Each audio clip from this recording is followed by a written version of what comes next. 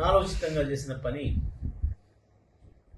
తెలంగాణ విద్యార్థులకి గొడ్డలి పెట్టేలాగా, ప్రత్యేకించి నల్గొండ జిల్లా, ఇంకా దాంట్లో సూర్యాపేట జిల్లా ప్రజలకి, విద్యార్థులకి జీవో 33 తీసుకొచ్చింది. వాస్తవానికి గతంలో మేము ఎక్కడ కూడా చిన్న ఇబ్బంది జరగకుండా, ఒక విద్యార్థి కూడా, తెలంగాణ విద్యార్థి నష్టపోకుండా, బయట వాళ్ళు ఇక్కడికి రాకుండా నిరోధించడం కొరకు ఏదైతే మేము జీవోలు ఇచ్చినామో, వరుసగా 4 సంవత్సరాలు ఇక్కడ చదివి ఉండడమే కాదు, గత 7 సంవత్సరాలలో 4 సంవత్సరాలు మన దగ్గర చదివి ఉన్న తెలంగాణలో వాళ్ళకి మాత్రమే నేటివిటీ వస్తుంది, లోకల్ ఏరియా వస్తుంది అని చెప్పి. కానీ వీళ్ళు గుడ్డిగా, లేదా ఈ మధ్యన ఆంధ్రప్రదేశ్లో దోస్తులు వచ్చారు కాబట్టి, వాళ్ళ గురువులు వచ్చారు కాబట్టి, మరి వాళ్ళని సంతృప్తిపరచడానిక, అక్కడ వాళ్ళ ఉన్న పైరవీలు చేసుకురా వీళ్ళ కాడ అనాలోచితంగా ఆ 7 సంవత్సరాల్లో ఏమైనా 4 సంవత్సరాలు అనే దాన్ని తీసేస్తూ కేవలం వరుసగా 4 సంవత్సరాలు చదివితేనే అనే జీవో 33 తెచ్చిండ్రో అది పెద్ద నష్టం కలిగించే అంశం.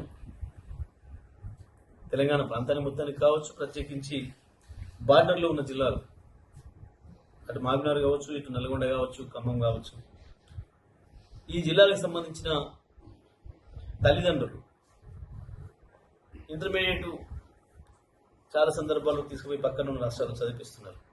గతంలో పూర్వం నుంచి ఉన్న అలవాటు కాబట్టి పాపం తెలియక కొంతమంది అక్కడ ప్రత్యేకంగా కొంత వీళ్ళకి అదనంగా వస్తుంది అనే భావన కావచ్చు, అక్కడ ఏదో కొంత విద్య బాగుంటుందనే భావన కావచ్చు, లేదా ఇంటికి దూరంగా ఉంచాలన్న భావన కావచ్చు, పిల్లల్ని గుంటూరులో, విజయవాడలో,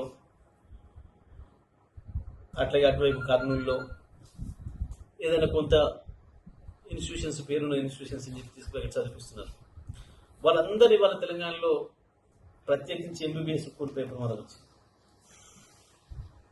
ఈ ప్రాంతంలో అసలు వాళ్ళు వెళ్ళేదే అక్కడి కొరకు, దాని కొరకు ప్రత్యేకించి ఎంసెట్ వాటి కొరకు వెళ్తారు.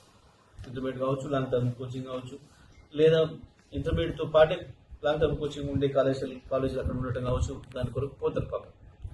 కానీ వాళ్ళందరూ నష్టపోతున్నారు. మరి ఆ తల్లిదండ్రులు ఎవరైనా ఉంటే ముందుకు వచ్చి మీరందరూ కూడా మమ్మల్ని సంప్రదించండి, అందరం కలిసి కొట్టాడాల్సిన అవసరం ఉంది, ప్రభుత్వం మెడలు వంచాల్సిన అవసరం ఉంది, న్యాయపరమైన పోరాటం కూడా చేయాల్సిన అవసరం ఉంది. మరి రేపు ఉదయం కూడా అందరూ కూడా తెలంగాణ భవన్కి వస్తామని చెప్పి సమాచారం ఇస్తున్నారు చాలా మంది తల్లిదండ్రులు.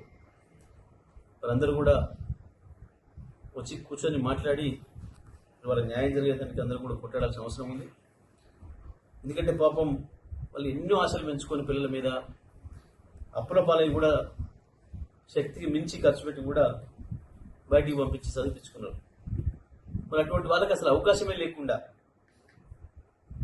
నిన్న పాపం ఆ పొగటిని ఏదైతే ఆఖరి నిమిషంలో చేసిండ్రో దెబ్బతిని పాపం అమ్మాయి ఎట్లా మానసికంగా బాధపడుతున్నదో, అందుకంటే ఇంత ఘోరంగా ఇప్పుడు ఇవాళ ఈ పిల్లల భవిష్యత్తు కూడా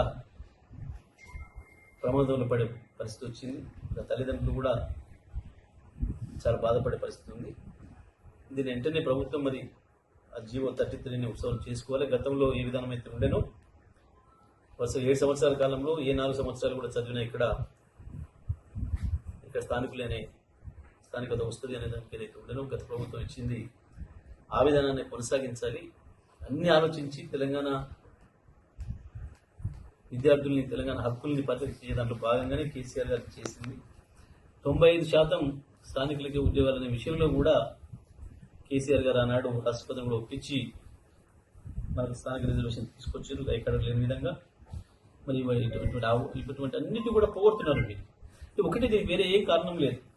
వీళ్ళకి ఎవ్వడికి కూడా తెలంగాణ ఆత్మ లేదు, తెలంగాణ సోయి లేదు.